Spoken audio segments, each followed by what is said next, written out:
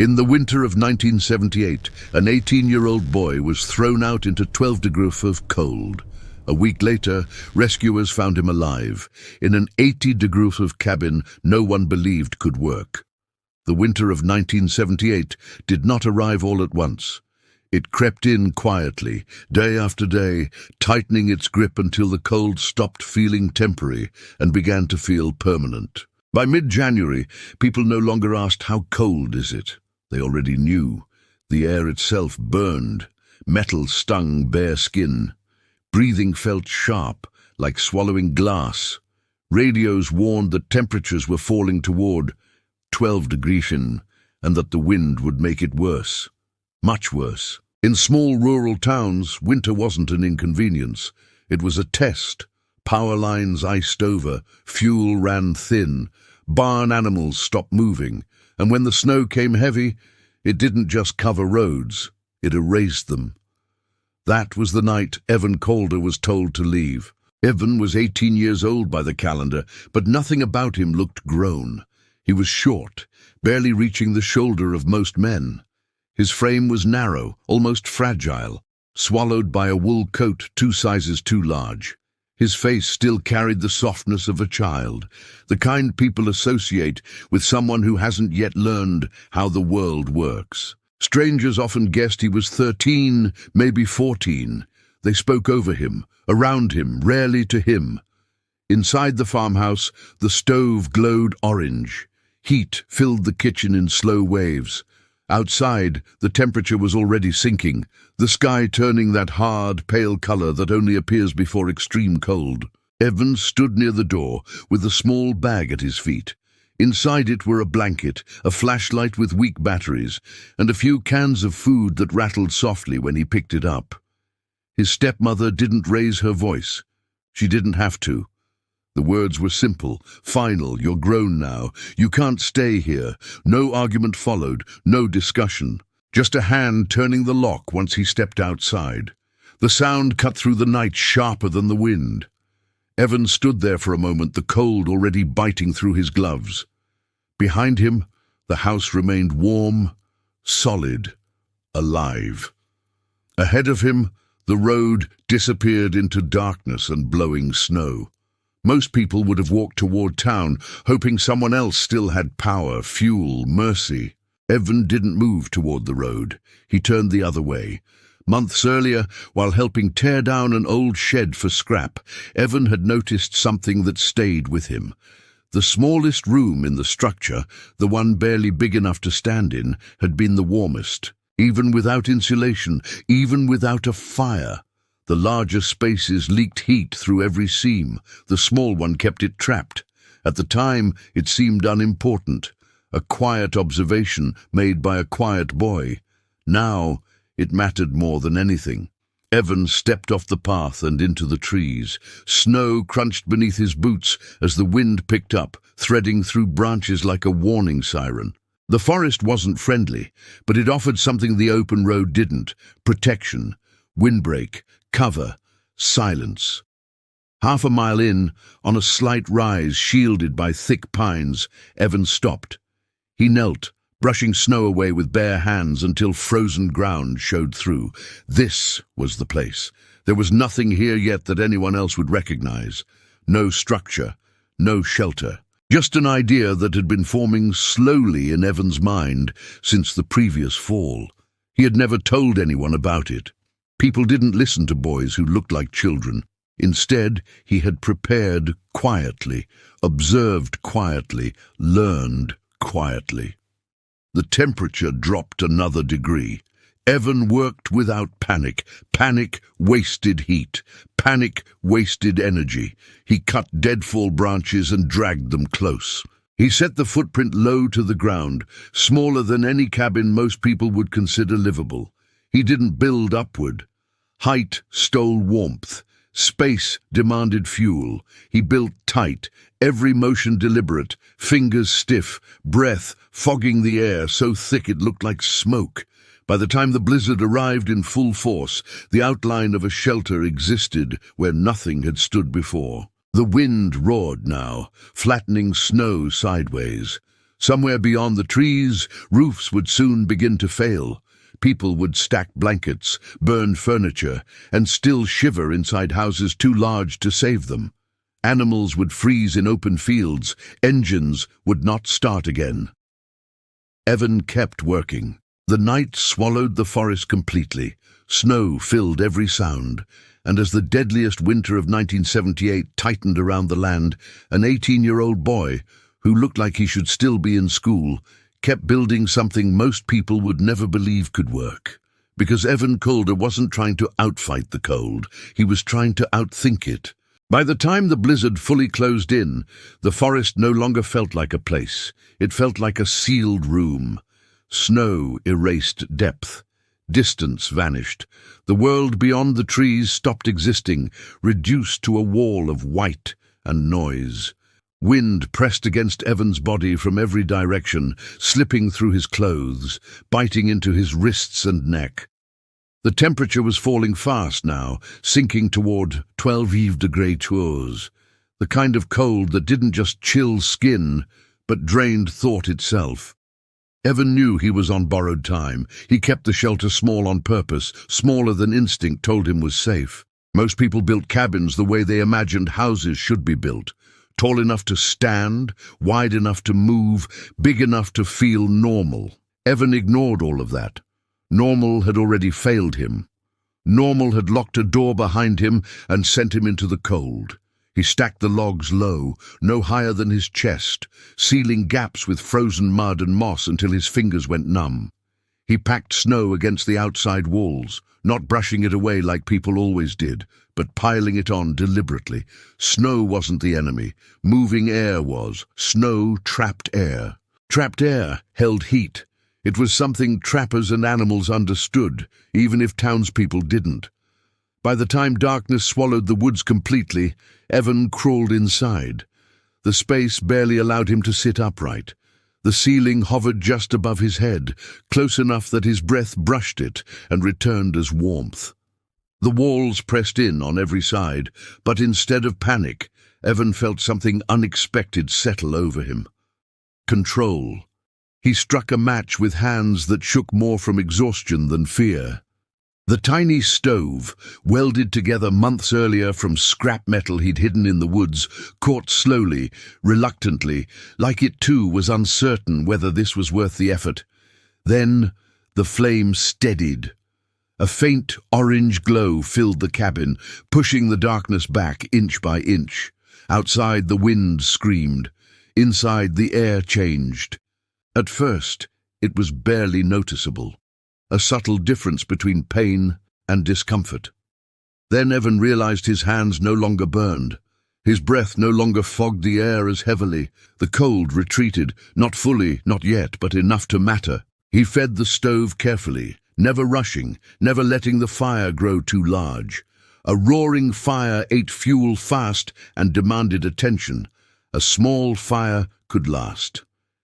Evan leaned his back against the wall and waited. Hours passed, though time inside the cabin felt different. Without windows, without sound except the wind, the world shrank to essentials. Fire, air, body heat. He monitored the stove the way others might watch a heartbeat, adjusting, learning, conserving. When he finally slept, it was in short stretches. Wake, check the fire, sleep again. Sometime before dawn, Evan noticed something strange.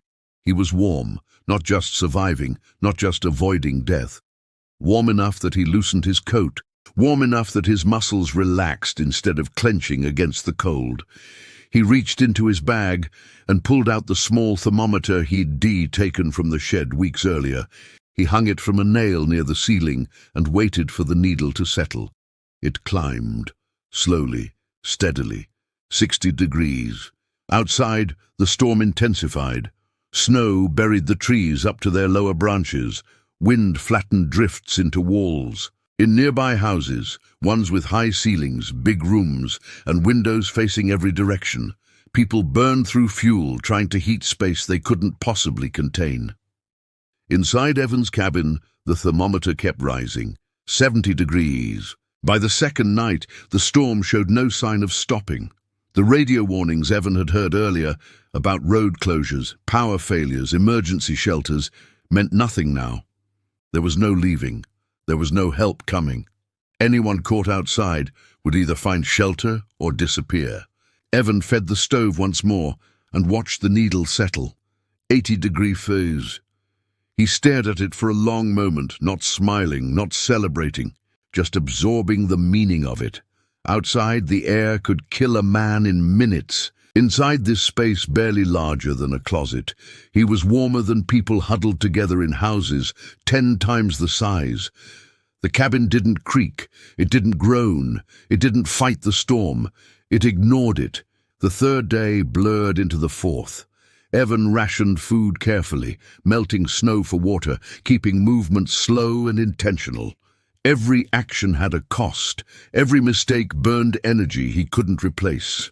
The isolation pressed in heavier than the cold ever had. Silence has weight when it lasts long enough. Sometimes he thought about the house he'd been forced out of, the warmth behind that locked door.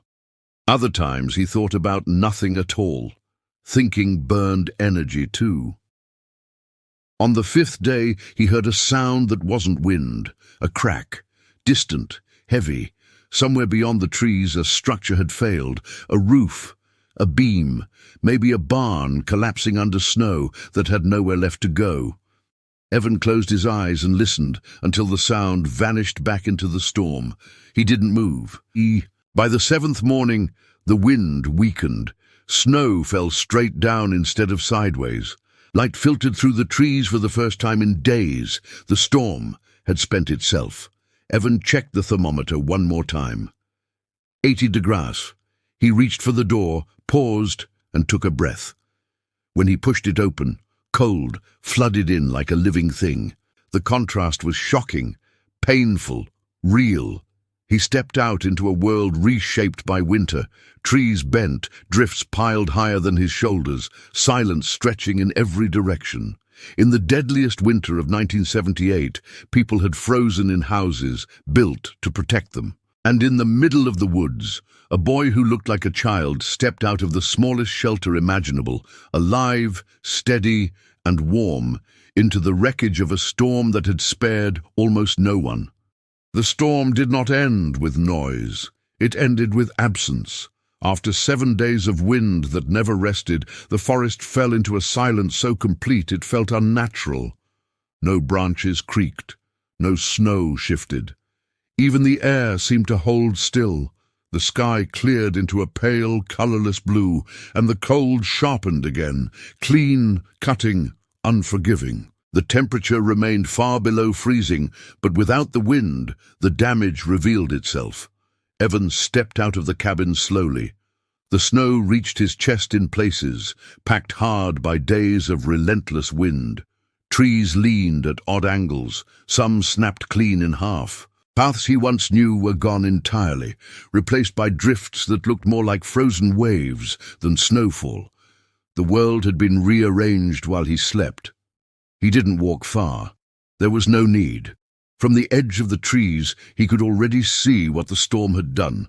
Down in the valley, roofs had collapsed inward, unable to bear the weight. Barns lay open like broken ribs, beams twisted and half-buried. Fences had vanished completely, swallowed by snow so deep it erased property lines and ownership alike. What had once been a town was now a series of white mounds, silent and uneven. No smoke rose from most chimneys. Evan stood there longer than necessary, the cold creeping back through his clothes now that he had left the shelter behind. He felt smaller out here, exposed in a way he hadn't been inside the cabin. The forest had protected him, but the open land offered no forgiveness. He turned back, sealing the door behind him, letting the warmth return slowly. Inside, the thermometer still hung from its nail. 80 degrees. Evan sat down and waited. He knew what would happen next. It always did after storms like this. People would come looking, not immediately, not while roads were still buried and engines refused to start, but soon, when the silence felt wrong enough to break. 2 days later, he heard voices. At first they blended with the wind, distant, uncertain. Then came the crunch of boots, the metallic clink of tools, the low murmur of men speaking in short, efficient phrases. Evan opened the door and stepped out, raising a hand slightly so he wouldn't startle anyone. The men froze. They stared at him the way people stare at something that shouldn't exist. He was too small, too young-looking, standing upright, breathing easily, not frostbitten, not collapsing, just there, calm and solid, framed by a low mound of snow with a thin pipe rising from it. One of them finally spoke. "Where did you come from?" Evan gestured behind him. They didn't believe him at first. They followed him down into the snow, shoveling carefully until the top of the structure emerged. When they opened the door, warm air rolled out into the cold like a visible thing. One man laughed once, short and disbelieving. Another stepped inside and stopped dead. It was smaller than any shelter they had ever seen. Low ceiling, narrow walls, a tiny stove glowing softly in the center, no electricity, no insulation anyone would recognize, and yet the warmth was unmistakable. One of the men reached up and touched the thermometer hanging from the nail. 80-degree wash. Outside, the temperature was still well below zero. Word spread faster than Evan could keep up with it. By the next day, more people arrived. Neighbors, volunteers, men who had lost barns, animals, friends. They stood in the snow and stared at the cabin the way people stare at miracles they'd done to understand. Someone asked how long he'd been there. "Since before the storm," Evan said. Someone else asked why he hadn't frozen. Evan shrugged. There wasn't much space to lose heat. That answer bothered them more than anything else. Nearby, bodies were being found in homes with tall ceilings and empty fuel tanks. Families had huddled together in living rooms that never warmed. Fires burned hot and fast, consuming wood too quickly, leaving nothing behind but cold and smoke. People had built bigger, believing bigger meant safer. Evan had built smaller. In the days that followed, officials documented damage and counted losses. The winter of 1978 would be recorded as one of the deadliest in memory. Numbers would be written down. Temperatures would be logged. Photographs would be taken of frozen roads and collapsed roofs. But none of those records would explain why an 18-year-old who looked like a child survived alone in the woods, while others didn't survive indoors. Evan didn't give speeches. He didn't explain his thinking in grand terms. He returned to the cabin each night, fed the stove, and slept on the floor like he had all along. People expected wisdom. What they found instead was restraint. He hadn't beaten the winter. He had refused to fight it at all. And in doing so, he had lived through a storm that rewrote the land and the lives of everyone who thought survival depended on having more rather than needing less. After the storm, the town did not return to life all at once. It came back in fragments. Engines coughed and died before finally turning over. Roads were cleared one narrow lane at a time. People emerged from houses stiff and quiet, faces older than they had been a week earlier. Winter had a way of doing that, compressing time, aging everyone unevenly. Some lost animals, some lost homes, some lost neighbors whose names would be spoken softly for the rest of the season. And then there was Evan. At first, people treated him like a rumor, a story exaggerated by exhaustion and shock. A boy, not a man, a boy, who lived alone through the deadliest part of the winter in a cabin smaller than a bedroom closet. It didn't fit what people believed about survival. It didn't match what they had been taught. So they came to see it for themselves. They stood outside the cabin in heavy coats, boots sinking into packed snow, watching smoke curl from a pipe no wider than a man's wrist. Some expected tricks, hidden fuel, a buried generator, something modern and clever. What they found instead was nothing they could steal or copy easily. The cabin was small enough that two grown men inside felt crowded. The ceiling forced everyone to stoop. The stove was simple, almost crude. The walls were thick, uneven, sealed with mud that had frozen solid. Snow still clung to the exterior, left there intentionally, pressed tight like an extra skin. Someone asked Evan why he hadn't cleared it away. "Because it keeps the wind out," he said. That answer kept repeating itself in different forms over the next few days. Every question people asked seemed to expect complexity. Evan gave them simplicity instead. Not cleverness, not innovation, just attention. Attention to heat, to space, to waste. Word spread to nearby towns. A few local officials came, notebooks in hand, measuring tape unrolled. They took photos. They asked about fuel use. Evan showed them the small pile of wood he had left. It was less than anyone expected. Far less. "How did you make it last?" one man asked. Evan shrugged again. "I didn't try to warm air I wasn't using." That unsettled them, because nearby there were houses with empty sheds, fireplaces blackened from burning furniture, floors scorched from desperation. People had tried to overpower the cold, feeding it everything they had. The winter had taken it all anyway. Evan had rationed space instead. At night, when the visitors left and the forest returned to stillness, Evan sat inside the cabin and listened to the stove breathe.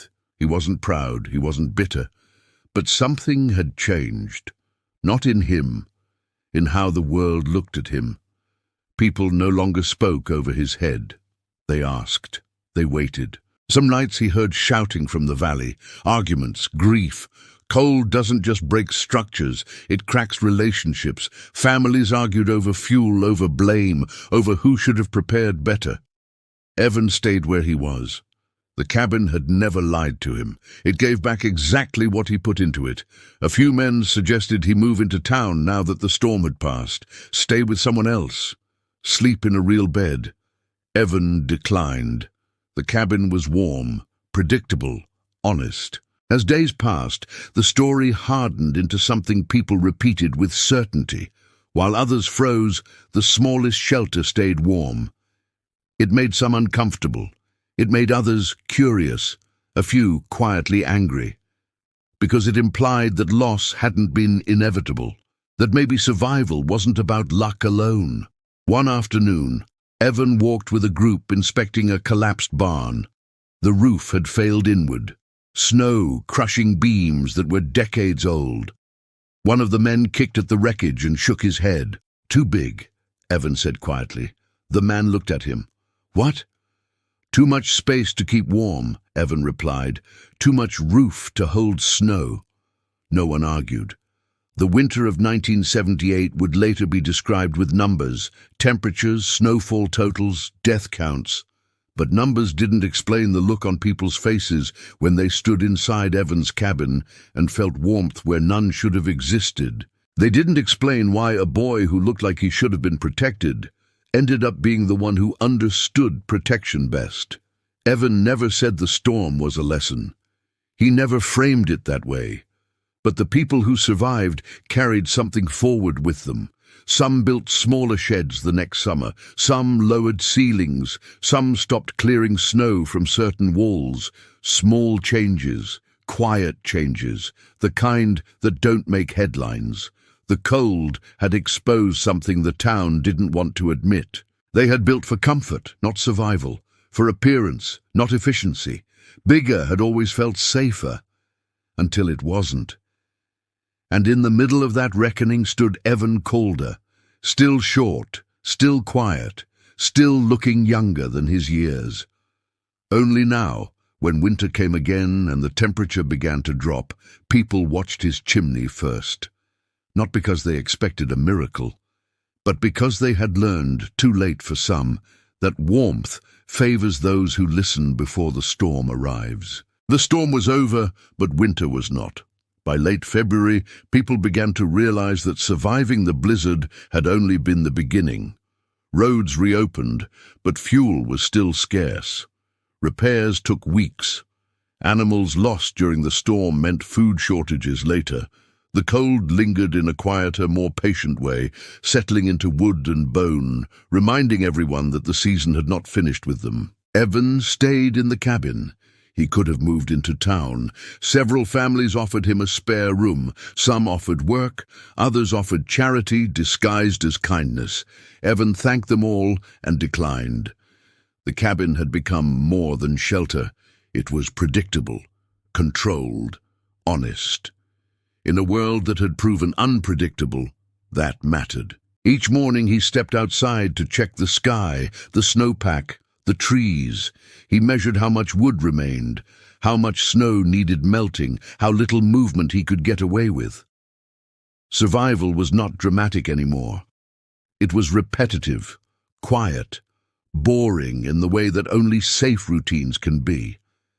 Inside, the thermometer stayed between 65 degrees and 80 degrees, depending on how much fuel he fed the stove. Evan learned the rhythms of the space the way sailors learn the sea. He knew how long a log would burn, how the walls absorbed heat, how snow on the outside thickened insulation. The cabin became an extension of his body, breathing, holding warmth, conserving energy. Sometimes he sat in silence for hours. The forest did not speak. The town was distant. Winter erased casual visitors. Isolation pressed differently after survival was no longer urgent. During the storm, every minute had purpose. After, the minutes stretched wide and empty. He read old magazines he'd found in the shed months before. He carved small wooden tools. He kept the stove clean. He listened to the wind, noting its patterns. He treated winter not as an enemy, but as a system to observe. In town, people argued less about who had been prepared and more about who had been lucky. Some avoided talking about the storm entirely. Others talked about it too much, repeating details until they became stories rather than memories. But everyone remembered the cabin. A few men came back to measure it again. One family built a shed using the same low-profile design. Another insulated a root cellar with packed snow, copying what Evan had done without saying his name. People didn't like admitting that a boy they once ignored had known something they didn't. Evan didn't correct anyone. He wasn't interested in being remembered. He was interested in staying warm. As March approached, temperatures rose slightly, but the snow remained deep. Meltwater froze at night, creating layers of ice that made travel dangerous. The danger had shifted from dramatic to subtle.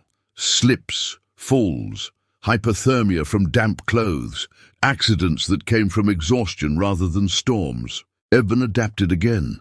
He built a small, covered entryway to keep snow from entering the main room. He dug a narrow trench around part of the cabin to direct meltwater away. He stacked wood inside so he wouldn't need to go out during storms. Small improvements, quiet engineering.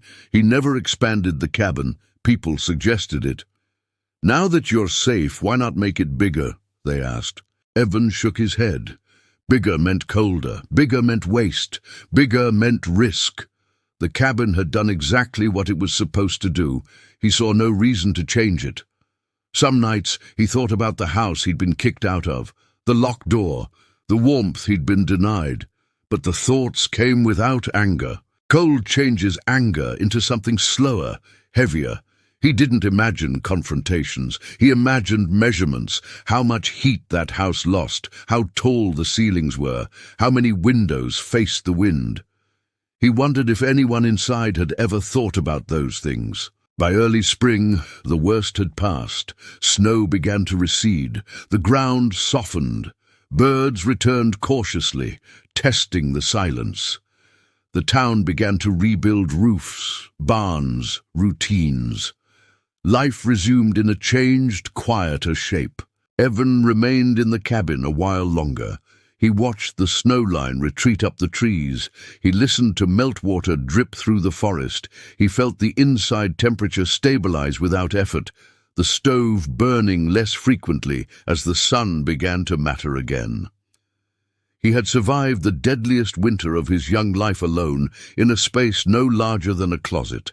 And as the season slowly released its grip, Evan understood something that others didn't yet have words for. Winter doesn't just test what you have, it tests how much you actually need. Spring did not arrive all at once. It never does after a winter like that. It came in thin layers, softened snow at the edges of shadows, water dripping steadily from branches, the slow reappearance of dirt that had been hidden for months. The forest changed first, then the town followed cautiously, as if unsure whether the cold might return out of spite. Evan watched it happen from the same place he had survived the storm. By April, the stove burned only in the evenings. During the day, sunlight filtered through the trees and warmed the cabin enough that the thermometer barely moved. The snow packed against the walls loosened and fell away on its own, revealing the rough logs beneath. Nothing had warped. Nothing had cracked. The cabin looked the same as it had in the heart of winter, small, quiet, intact. People stopped coming by as often. Life demanded attention elsewhere now. Roofs needed rebuilding, fields needed clearing, animals needed replacing. The storm of 1978 began to slip from emergency into memory, filed away behind numbers and dates. But the cabin remained, untouched, exactly where it had always been. So did Evan. He didn't leave town dramatically. There was no moment where he announced a new life or walked away with a plan. When spring finally settled in, he simply began helping where he could, repairing fences, hauling wood, fixing things that had broken under pressure. People paid him when they could. When they couldn't, they fed him. No one questioned it. They treated him differently now, not with awe, not with praise, with something quieter, respect mixed with unease. Evan had exposed a truth no one asked for, that comfort had made them careless, and size had made them vulnerable. He hadn't said it out loud. He hadn't needed to. The winter had said it for him. Eventually someone asked him if he would build another cabin. Bigger this time. Better. Evan shook his head. "That one works," he said. And that was the end of the conversation. Years later, people would still talk about the winter of 1978. They would mention the temperatures, the snow totals, the deaths. Some would remember where they were when the power went out, or how long they waited for help. Others would remember who didn't make it. A few would remember the cabin, not because it was impressive, but because it was enough. Evan never grew tall. He never looked much older than he had that winter. If you passed him on the road years later, you might not notice him at all. Just another quiet man doing careful work, measuring twice, wasting nothing. But when winter came again, and it always did, people built differently. Lower ceilings, smaller rooms, shelters tucked into hills instead of standing proud against the wind. They didn't talk about where the ideas came from. They didn't have to. The land remembered. And somewhere in the woods, a small cabin stood as proof that survival doesn't belong to the strongest, the loudest, or the most prepared on paper. It belongs to those who pay attention, to those who understand limits, to those who build only what they can truly keep warm. In the deadliest winter of 1978, a boy who looked like a child was pushed into the cold and expected to fail. Instead, he outlasted the season, not by fighting winter, but by refusing to give it anything it could take.